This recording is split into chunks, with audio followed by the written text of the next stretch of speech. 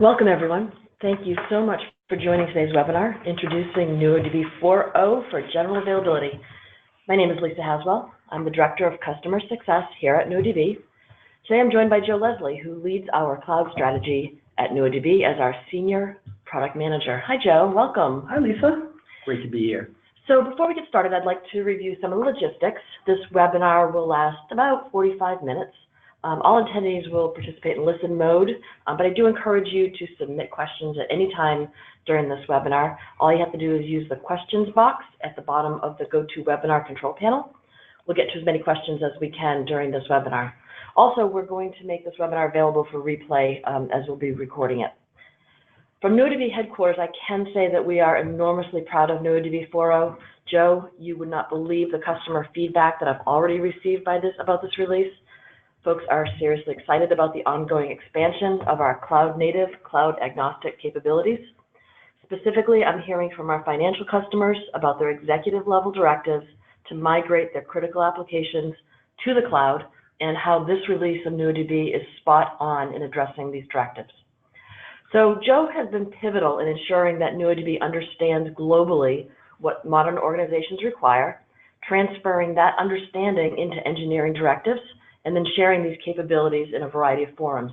You may actually have been lucky enough to catch some of Joe's live shows at past Red Hat events and at webinars. He's quite a funny guy.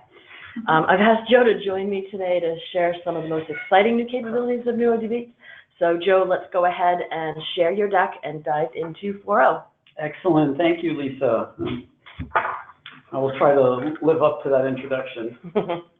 But yeah, let's have some fun. Let's dig into the new release, NuoDB 4.0, and let's review our agenda just to set a little roadmap here of what we plan to cover today. So realizing first, we may have some participants that have not yet been introduced to NuoDB. So we're going to spend just a few minutes reviewing NuoDB, the SQL distributed database.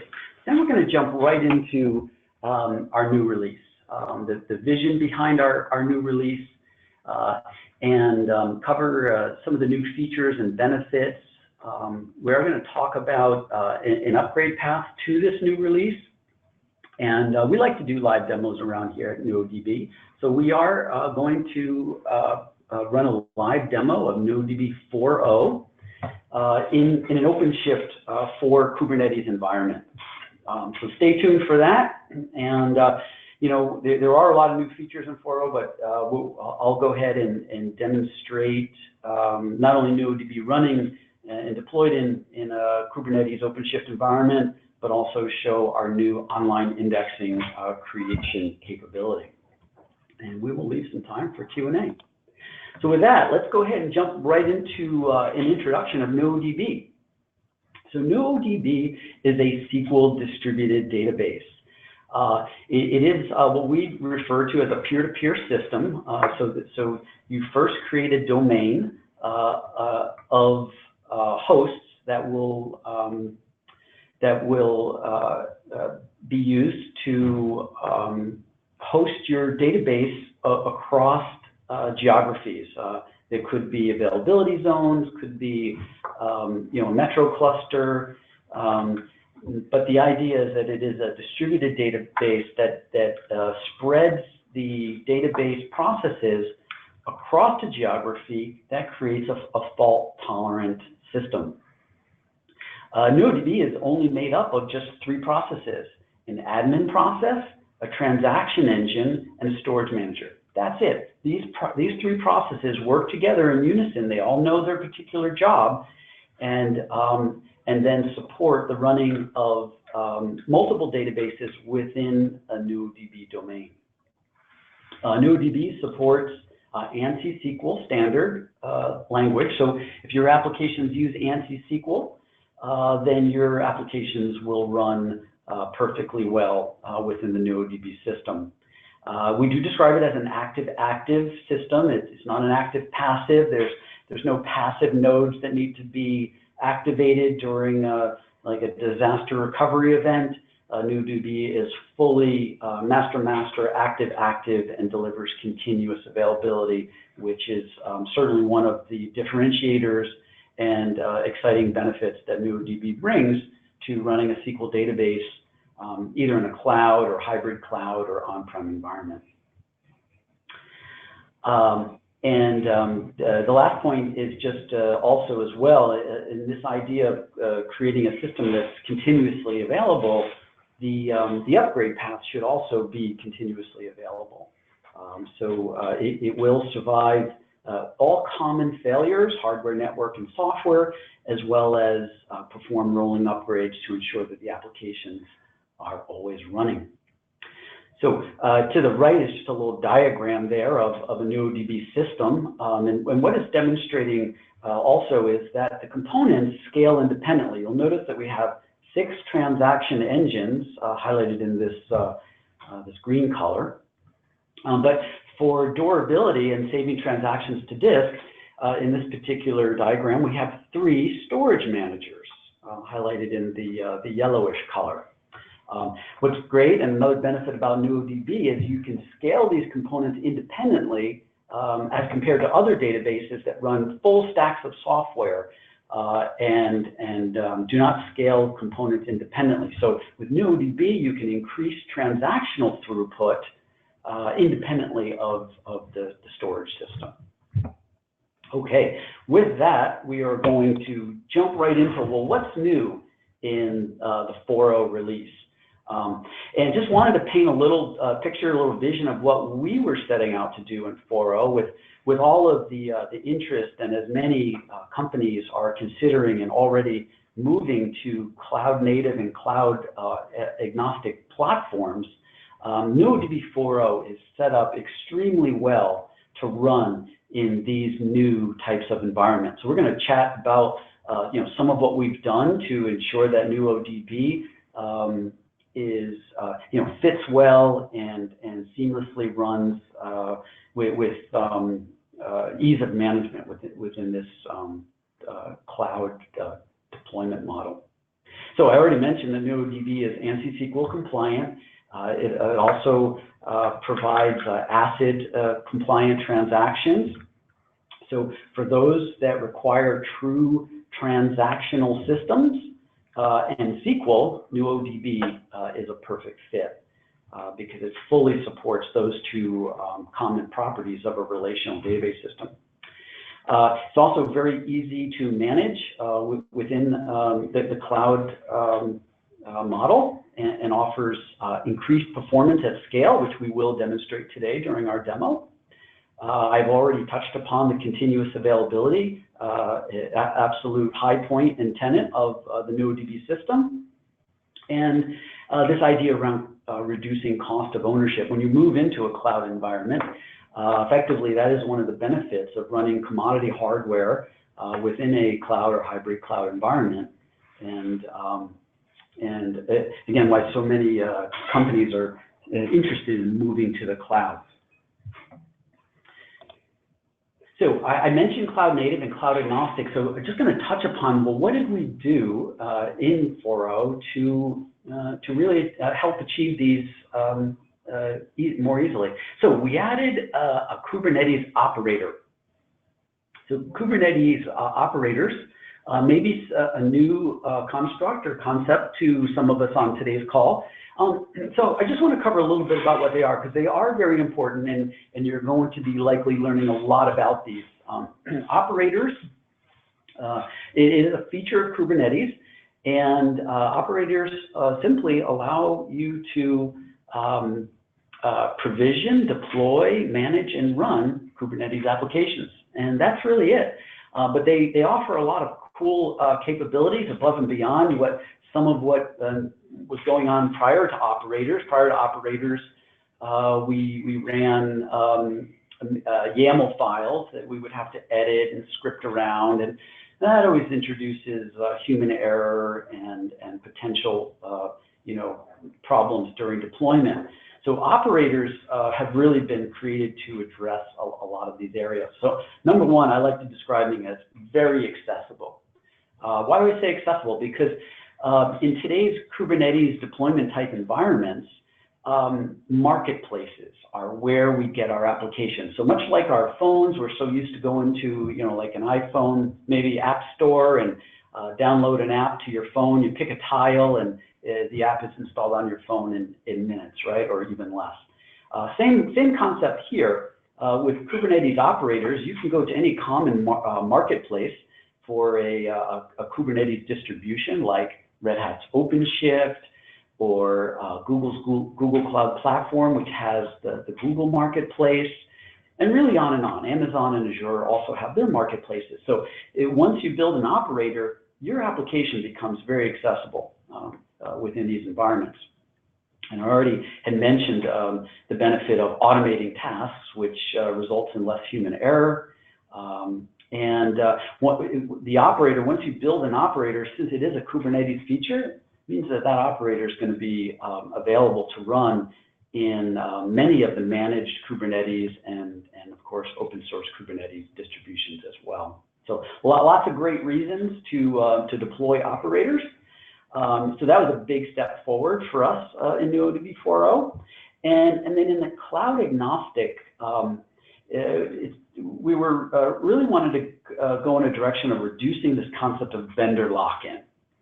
Right, so we added certification for Azure and Google Cloud Platform. NuoDB was already certified in Amazon, so you are free to run NuoDB in any one of these cloud vendor products, or even across two of them heterogeneously at the same time. We are seeing more and more of this, especially within the banking industry. Through governance and regulations that state for failure, disaster recovery reasons to run cloud-based applications across heterogeneous cloud platforms. So that is supported with NuoDB.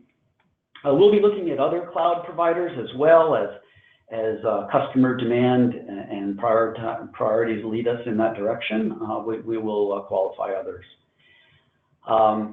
Yep, just mentioned that last point already, this concept around deploying across heterogeneous cloud platforms to maximize availability. All right, so new features. So in 4.0, we have released a brand new advanced domain and database management tier within NuoDB. And what's so important about this new admin tier is, well, I like to describe it as the cloud computing enabler. If you are going to run NuoDB in any containerized environment, then you will be using NuoDB admin. That is a requirement. So the previous admin tier does not support running in containers or in a container management environment like Kubernetes. So first and foremost, we've introduced this new admin tier that brings NuoDB out into the cloud and containerized environments, and really offers a lot of autonomous management capability, which we're hearing more and more in the industry as a direction, and it's certainly a way to ensure more reliable and stable systems for our applications. We have also improved some of our indexing capability. I will demonstrate some of that a little later in our presentation when we get to the demo. I'm going to show the online index creation feature. Security enhancements, we have introduced TLS 1.2 and AES 256 encryption. So basically today's standards within the security space. So NuoDB fully supports these security products. And for ease of deployment, we have separated the database and client packages. So what that means is previously NuoDB was available in one large package, but you didn't always need all of the components of that package, right? So if you were installing the database component, you really only need the database components. But if you're installing NuoDB client tools, again, you don't need the database pieces. So what we've done is we've basically targeted the packages for their particular purpose. So creates a nice lightweight, packages for their purpose. So the new NuoDB admin new tier that I mentioned, I was going to quickly cover some of the benefits. One is the primary one I mentioned already, which is if you're going to run NuoDB in containers, like for example, Red Hat OpenShift, managed Kubernetes like Google Kubernetes Engine and either Docker or some of these others, Rancher, there's lots of different Kubernetes distributions available. To run in those, you will be using the NuoDB admin when running NuoDB. But we have also introduced better reliability, more resiliency by building in fail-safe restart mechanisms. So through this, we've written a lot of the state information in a durable way into our Raft system. So we are a distributed system, so we use Raft as our housekeeping mechanism. So through that, some of the benefits are automatic restart. So no longer is an ordered capture file needed. For those who are familiar with previous NuoDB versions, you basically can now just say start a database. You don't need an ordered capture file or to basically create a map on how to start a database. Now it just will always start automatically and always start correctly. We've added some other nice little features as well, some new and simpler connection load balancing capabilities, new and improved diagnostics, and I should probably mention as well, we've talked a lot about how NuoDB admin enables NuoDB to run in containers, but NuoDB admin still allows you to run in bare metal virtual machine environments as well. So if you're not quite ready to run in containers, that's A-OK, because NuoAdmin is deployment model agnostic and runs on bare metal and virtual machines as well. Great. So I wanted to just spend a few minutes on the upgrade path, right? Because previous versions of NuoAdmin used what we call NuoAgent. This was the previous admin tier. And when migrating to, or upgrading, I should say, to NuoDB 4.0, if you were running the previous tier, that's okay. When you run your upgrade, you'll still be running the same admin tier, NuoAgent.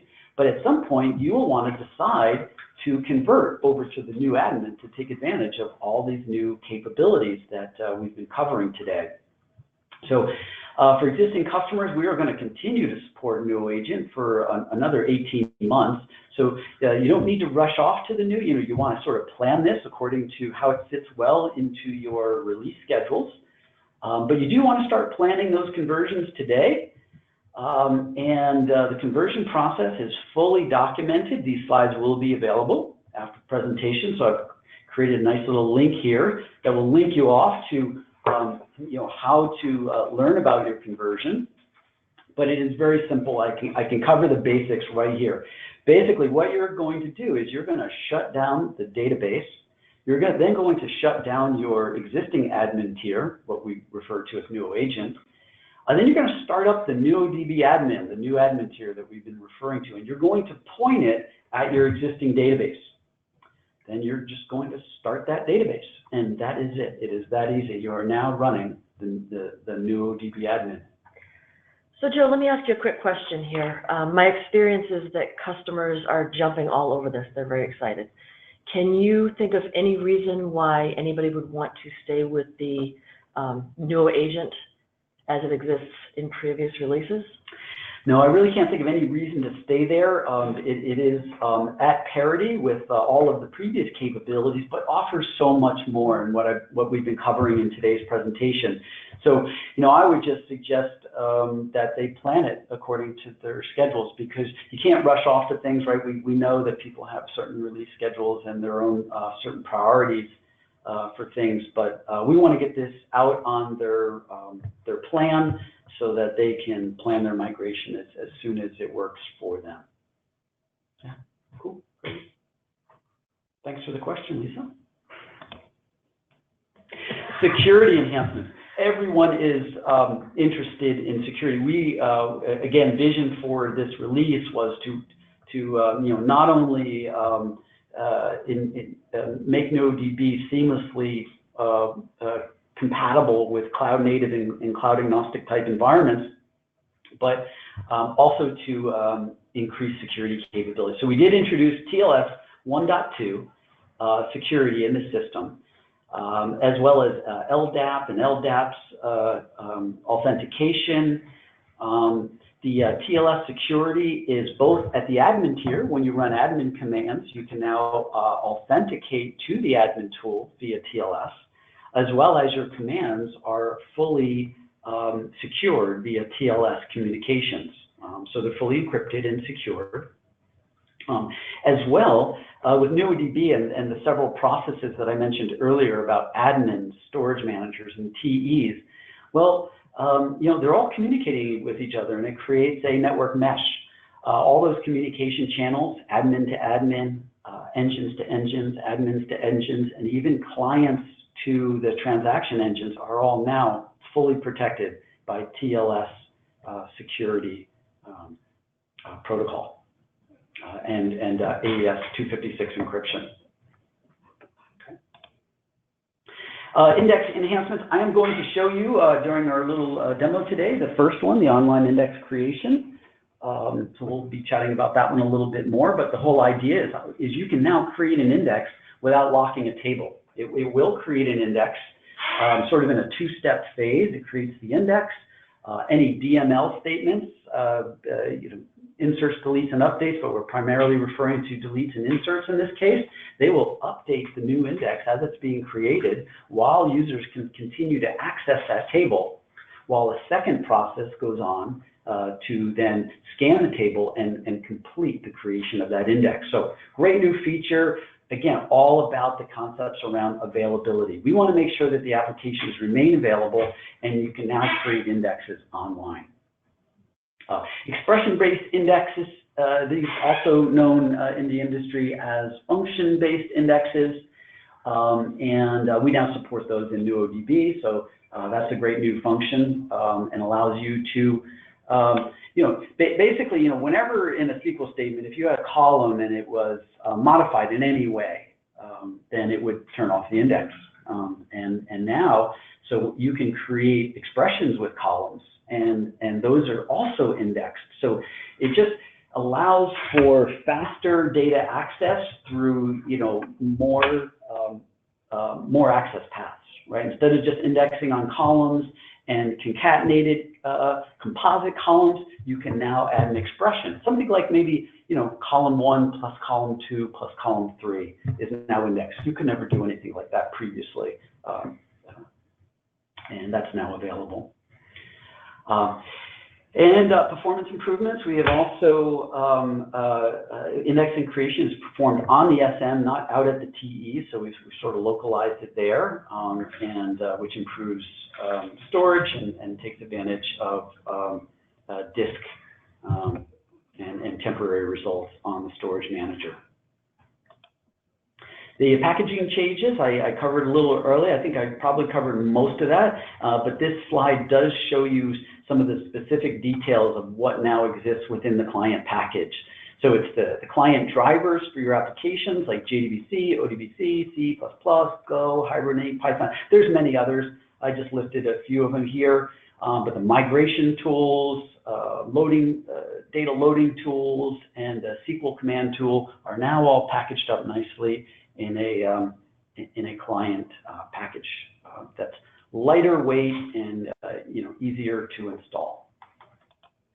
All right, that brings us to our live demo.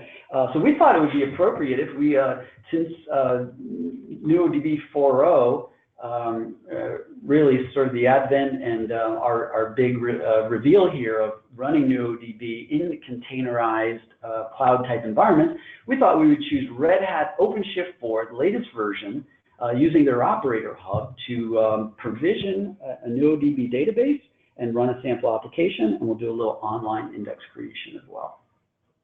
All right, so with that, I'm going to switch over to the live demo. This will just take me a moment to display the OpenShift system. So here on the left, we have an OpenShift 4 system all ready to run. As you can see, it says, let's get started with your project. We have an empty project called NuoDB.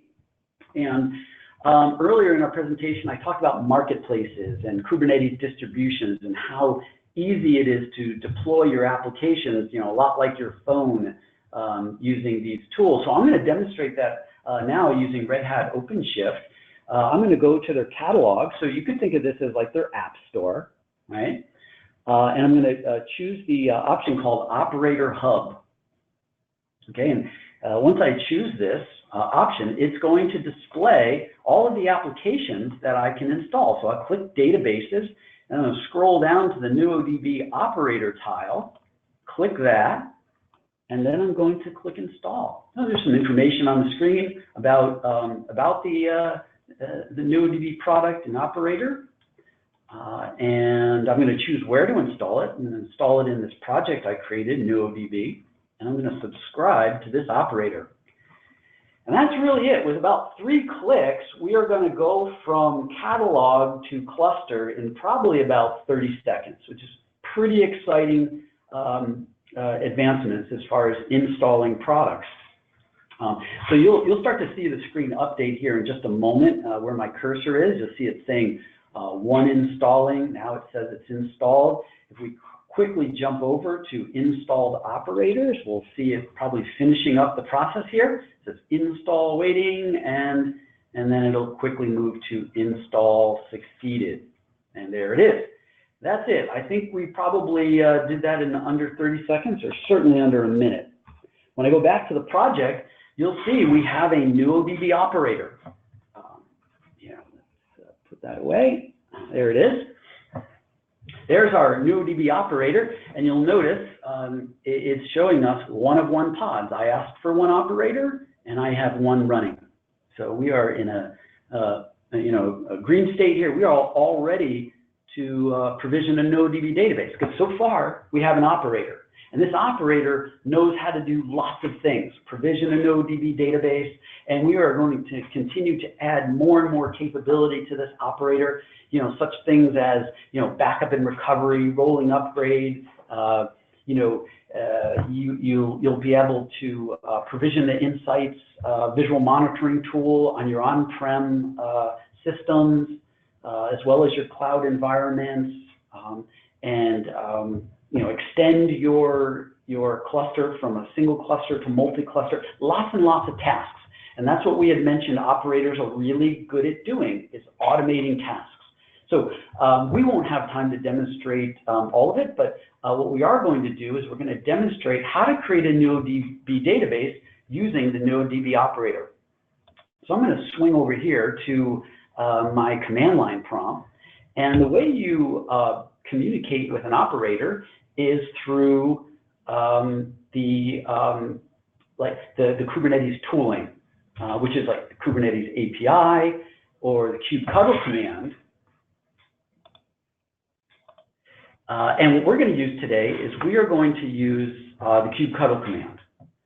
So I'm going to use the kubectl command to configure a custom database. Now, I'll show you what I mean by custom. I have a CR YAML file here, and you'll notice it has lots of keywords and values. These are parameters, and they have certain value to the parameters that are going to configure the database exactly the way I want to create the database. So I had earlier just mentioned the NuoDB Insights product. So that is our visual monitoring. So I want to show you that today. So I've enabled it to true. I'm going to start 3 admins. Earlier, I mentioned the admin is one of the processes in the NuoDB system, and it creates a domain that is suitable for creating many databases within that distributed environment. And as you can see, as you eye down the rest of the list, you can set storage parameters and memory parameters and the name of your database, usernames and passwords and number of storage managers and number of transaction engines and all the rest. And at the bottom where you notice I'll just point these out, these ones that are noted as YCSB. This is the Yahoo Cloud Servicing Benchmark. It's a common benchmark tool that's used in cloud environments. We're going to use it today to just create a sample application so you can actually see NuoDB running live, processing a large SQL workload. So with that, I'm going to go ahead and create our database. So I'm going to run a command called give me a NuoDB database. Okay, so this command is going to go and run. And as you can see to the left, it is already creating our database. It has, at this point, we can also make this window a little larger. Okay. We can see it is starting our database. It started a transaction engine. It started an admin pod. It looks like it's going to start 3 of them, right? Because we asked for 3, and 1 storage manager. So we already have a database because we have 1 of each. That meets our requirement for a NuoDB running system. One admin, 1 transaction engine, 1 storage manager, you have a running system. So since we have a running system, I am going to also create that sample application that I mentioned. So let's go do that. I'm going to close down this catalog and go to workloads. I'm going to find my little YCSB pod. Here it is. And you'll notice it says 0 of 0. We have no application running yet. So now I'm going to go ahead and start this up. All right, so we'll ask for one application. I don't want minus, I want a plus. There we go. Okay, so we have now a 1 of 1 running. So we just started this application. And the next thing is we want to see and monitor this activity using the NuoDB Insights visual monitoring tool. So I need to go find my subscriber ID. So I'm going to do that now. And here's my NuoDB Insights pod. So I'm just going to go to logs, grab my subscriber ID. Now this is all documented, but very simple to do. And go over to an Insights window, and I'm going to copy my subscriber ID in. Okay, so just did that. And now it's going to prompt me. I'm going to put in my information and let this screen update, and this will be monitoring our system. So it's currently so we now have 2 of 3 admins. And I'm gonna connect off to some of these admins because we are going to use these as part of our demo. So I'm going to connect to the first admin, admin 0, create a terminal window. This will be part of our little online index demo. I'm going to do the same, connect to it again. So we're going to go back and forth. I'll explain as I go as that demo runs. All right, so I've got some windows set up. Let's go check. Let's go check on how we're doing. Here is the NuoDB Insights visual monitoring tool for those who have not seen it. Lisa, do you have a question? You see me waving my arms at you. Yeah. So just to be clear, this very cool screen that you're showing right now, which is the Insights tool, this is included, no cost with the product. Everyone can use it, correct? That is correct. Okay, thank you for bringing that up. It is part of the NuoDB system, so no a la carte pricing, no extra.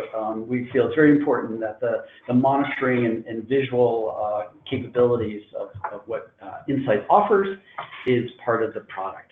And as you can see, it's already showing us some cool things, right? Because we know we started that application. Now, one of the first things that application does, and I'll show you in more detail by clicking the SQL tab, is that it's going to insert rows. It has to insert rows in the database first before it's going to run its regular benchmarking, which is going to be running a lot of SQL statements, which are of type select and update. And it's going to create lots of connections, run lots of SQLs, and connections will exit and restart again and keep doing that over and over and over again. And so we're going to create a very balanced workload. So I can see right now it's still in the insert phase. We're inserting these rows. So we're going to let these inserts happen so we can build up a nice size database. So if I go back to the system overview, That's the activity we see right here. So a quick explanation of what you're seeing is we have memory panels that show you the amount of memory used per NuoDB process or pod in this case. The CPU utilization per pod. So here we see the storage manager as well as the TE and the amount of CPU they're using.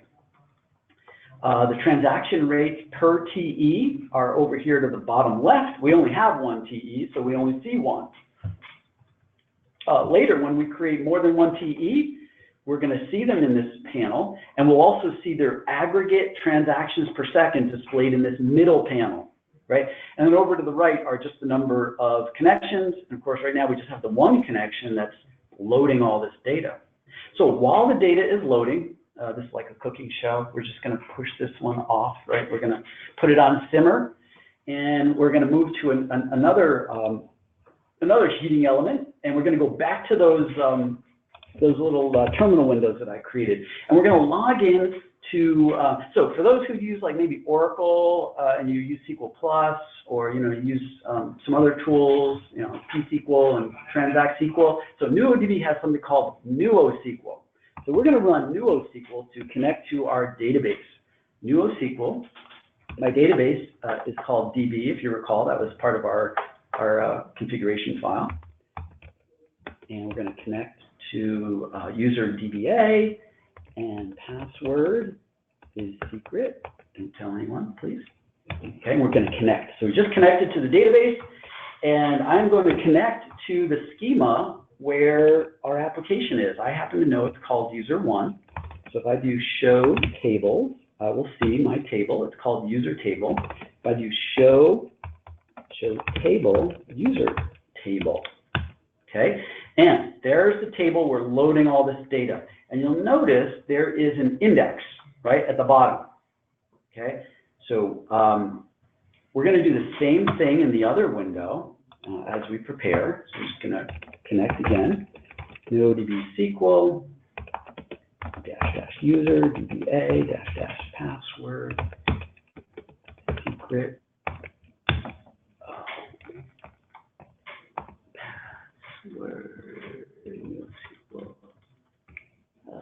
Unrecognized switch. Could I tell you -- we probably don't need 3 S's in password. Yeah, that works better. Okay. Use user1 and show table user table. Excellent. All right, so these are all ready because we are going to do a little demonstration of how that online index creation works and how it benefits you and your application so that they continue to run even while doing maintenance to a database. You decide you need to add an index, you can do it while your applications are running. So let's go check in and see how we're doing here. I can see we're still adding some rows, still adding those rows in. Let's just check on the SQL. I can see it is just about done. Notice this is how the SQL panel is very helpful because it was showing me rows inserted per second, and we saw that it was running along at a nice stable clip here, and then it dropped off. So that tells me that it's pretty much done, right? And now that it's done inserting its rows, it's going to run the benchmark that it's set up, which is lots and lots of select statements, lots and lots of updates. So we're starting to see that now. You see that little peak that came in on rows updated. So when we go back to the system overview, we're going to see this new workload coming in. So we'll just let this. So what we'll see is lots of inserts. And then as we switched over from inserts to updates, that's happening now. So there's like no activity for a short period of time. And now we see the updates popping all the way up to about almost 3,000 transactions per second. See right here over where my cursor is, 2,400 transactions per second. So we see this nice increase here in transactions per second as we're running lots and lots of SQLs against our database. And it will stabilize here. So while it's doing that, we are going to, let's let it show a few more points here. We can maybe speed this up by showing last 5 minutes. There we go, last 5 minutes. And I'm gonna change my refresh, my screen refresh, at least to every 10 seconds. And so we see we're sort of stabilizing nicely here, somewhere, you know, between around 2,000 to 2,500 transactions per second. Now, if you could imagine, if I come back to this window and I drop this index, right? The SQLs that are running are using this index. So if I do drop index, IDX underscore user table YCFD key, this is going to be really bad for my application, right? If I take this index out, which I just did, well, let's go watch the visual monitoring tool and see the impact, right? So now we are sending data to the monitoring tool in 30-second increments, and we're refreshing the screen every 10 seconds. So pretty soon, we're going to see the impact. I'm already seeing it, in fact. If we look over here on the CPU, you can see our CPU is running along at 25% or so, and bang, we're seeing a huge spike in CPU. Why? Because now we're doing table walks. We're not doing index scanning anymore. We're walking the entire table to run our select statements. So what's going to happen is we're going to watch as the the transaction rate will fall off in this scenario, and there it goes. Bang! We just dropped from 2,500 transactions per second, all the way down to somewhere around 500. Okay, that's what we would expect, right? So what I'm going to do now is I'm going to recreate that index online. Okay, so we'll create index, same name, on user table, on the same column, YCSB underscore key, and here's the new parameter, online. We're going to do this online while the application is running. So normally you create an index, it's going to take a table lock, and it locks you out from doing things like DML statements that I mentioned earlier, and it will impact your application. We're going to build this index online, and the reason I opened that other window is I want to kind of show you how this index is getting created. It's going to get created very quickly. So I've set up this other window, and I'm going to put in my show command so I can switch over here quickly, and I want to show you how it presents itself while it's building one of these online indexes. It's going to indicate the index is incomplete for a period of time. When you do this on larger tables, you will see this indicator called incomplete. And if I do this fast enough, you will see it. Okay, so here we go. I'm going to go ahead and create this index. Again, it will be pretty quick. So I'm going to create the index and then move over to the other screen and then hit return. I did it. Okay. You'll notice right here where it says incomplete. I don't know if I can highlight that. You see it right there, incomplete, right? But it does it so quickly that the next time I show this index, it's done. So it's not there. But for that period of time, it was doing its magic. It was basically allowing an application to run DML statements while it was creating that index, right? So the index has two paths to be created, through running applications as those DML statements run, and also through the normal scanning process of a table to create that index. So now that we've recreated this index and we go back to NuoDB Insights, I would expect, well, here's all our talk time, right, where we did not have an index, but we can see already that our transaction rate is popping way up again, right? It's getting right up here to 2,300 or so transactions per second. And we've got a nice visual historical display that shows in the CPU window how we were chugging along at 25% CPU quite nicely. Then we saw our spike, right, way up to 100, almost near 100%, as we were asking the transaction engine to do way too much work by table walking all of those rows to return the data. And we've restored back to normalcy. Okay, so that's just a quick. There's other new features. I mentioned that expression-based indices. But I just wanted to show you some new stuff in 4.0. And now I want to show you some of the great strengths of NuoDB running in these orchestrated containerized environments where, because we have redundancy in the system, well, with the admin layer, we have 3 pods. I'm going to create redundancy in our transaction layer. And once we create redundancy, that means we could actually afford to lose a process or two, and it's okay. Our applications will continue to run. So I'm going to pretend, well, not pretend, we're going to do it together. We're going to scale up this application. We have 1 YCSB pod running, right? So I am going to triple the load, right? So here's our YCSB application. Remember, we were running 1. I'm going to triple the load. That's a lot of extra SQL. 1 transaction engine is not going to handle it. So, but we can scale NuoDB according to the workload. So as I add more applications, save that work. Okay. I am also going to go back to my transaction engine and match that. I'm going to add 2 more transaction engines. Okay. So if you could imagine, if this was a banking application and we had 1 region online in our banking app, but we needed to bring 2 more regions online, right? So effectively, that's sort of what we did when we added those 2 additional SQL apps. But in order to meet that demand, we've added 2 more transaction engines. So we're going to see, or we should see, a really nice scale out and how easy it was for us to scale out a NuoDB database to match our application workload. So we've gone back to NuoDB Insights,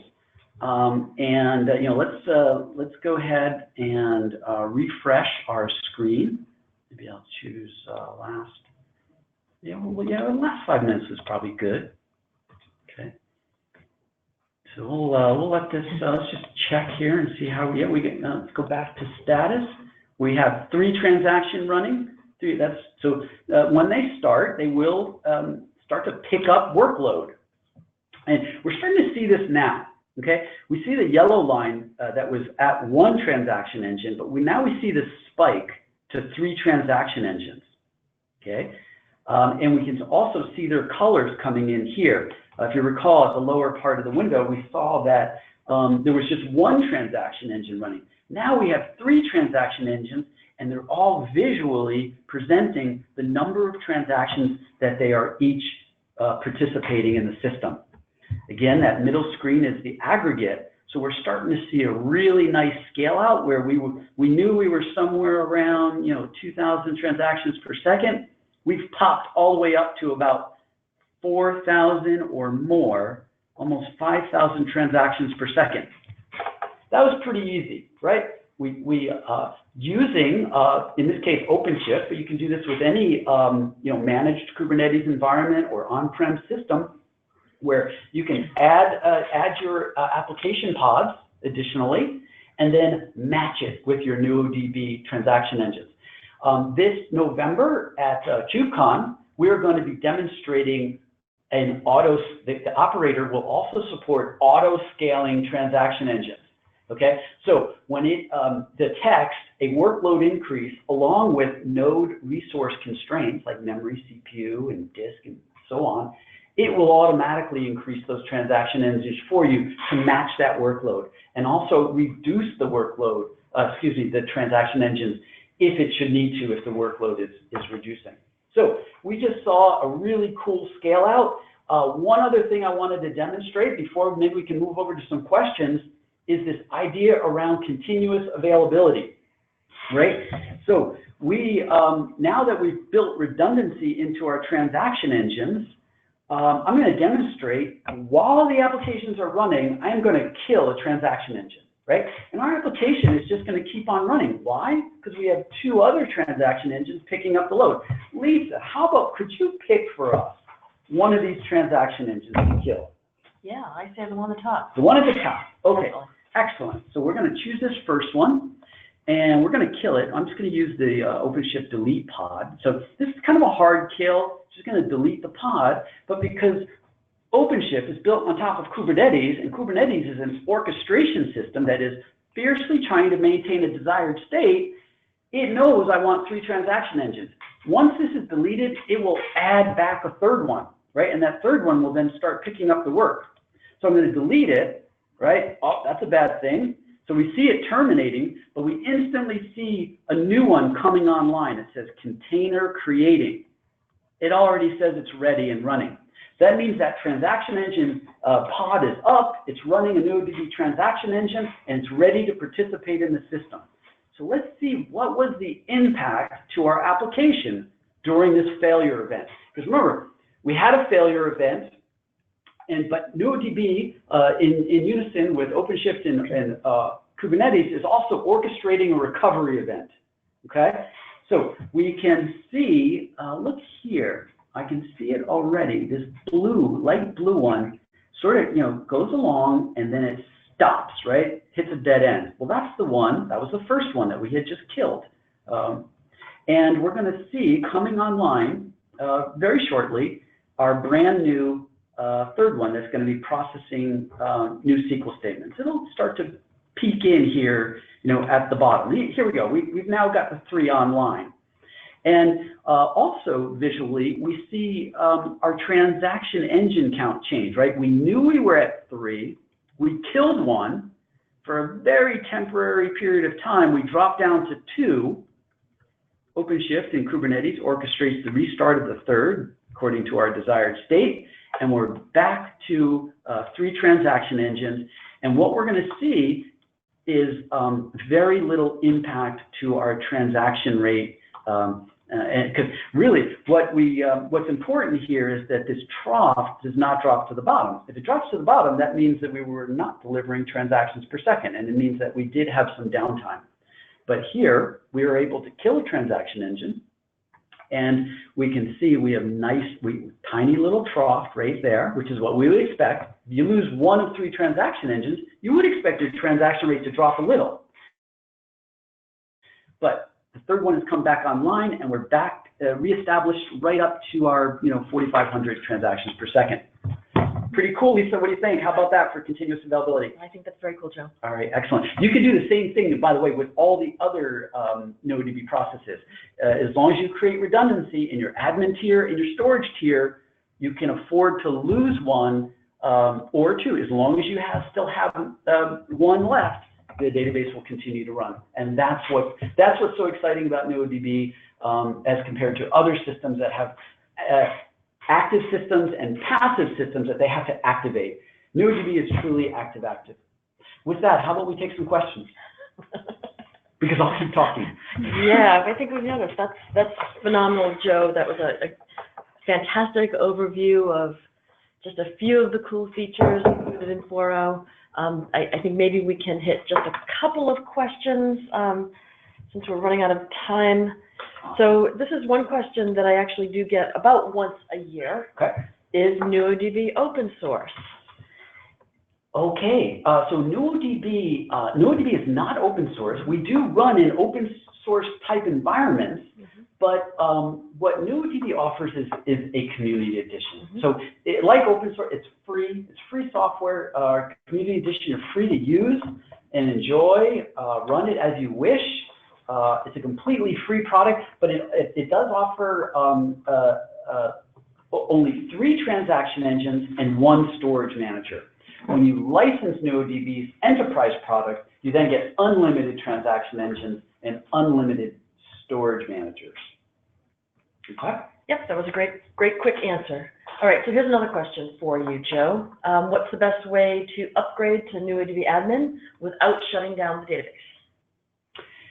So the best way to upgrade without shutting down the database is to wait for 4.1. So we have so today when you upgrade to NuoAdmin, if you recall, the steps that I had mentioned in the presentation were to shut down the database, shut down the existing admin, restart the NuoDB admin, and then point it to the database and restart it. That's today's process in 4.0. But we will, so it's a great question because we will be supporting an online upgrade to the new admin tier in a 4.x release. So look out for that. It's coming. Probably before the end of the year. Very close to it, yes. That will be a target for us. Great. All right, one more question, and then we'll wrap up. So, Joe, when do you think that data at rest encryption may be considered or available? Data, and so we have lots of customers asking for this feature. Indeed. It is on our roadmap for our December release this year. So we are we're in the process of committing that release. So that is a targeted feature, and we have some other features as well that we're targeting for that. So we're locking that release down. We hope to get that feature in for December. It's currently on the list to be in there. So look for it in the December timeframe. Great answer. I do know that you and the other product management team turn around these feature requests pretty quickly. So all thanks to our great engineering and testing team. All right. So Joe, unfortunately, we've come to the top of the hour and we need to wrap up. I see that you're showing a slide here where folks can get additional help if they need it. We do have lots of great resources online. Go to our NuoDB website. Specifically, we have blogs and announcements and press releases about NuoDB 4.0, so you get some deep dives. We also have release notes, online documentation is available free and to everyone. As Joe also mentioned, we have a community edition, which is available for anyone to download and play with. We have lots of folks who do that and make a lot of progress without even purchasing the product, so they get to play with that. And I'll just note, Lisa, on that, while you were mentioning the community edition, folks, you are free to give this a try in the deployment environment of your choice. So when you go up to that community edition, we've set that up, so if you want to go ahead and try it in OpenShift, you can do that. If you want to try it in Kubernetes, or if you want to try it, in Docker, or like a bare metal virtual machine environment, go have at it. Right. And then lastly, I would like to point out that we do have a rich support portal. I have a great team of support engineers that are ready and waiting to help folks if they need help. I also have a great team of consulting engineers for folks who need more help than maybe a support event might warrant. So certainly reach out to us either in support or at support@nuodb.com or check out our resources online. So everyone, thank you so much for joining us today. Joe and I are both thrilled that you joined us. And if you do have the opportunity to catch Joe live at a show, I encourage you to take it because he's way more fun in person than even he is on webinar. We have great plans for upcoming Kubernetes, the KubeCon conference in San Diego this year. Hope to see you all out there. Thanks, Joe.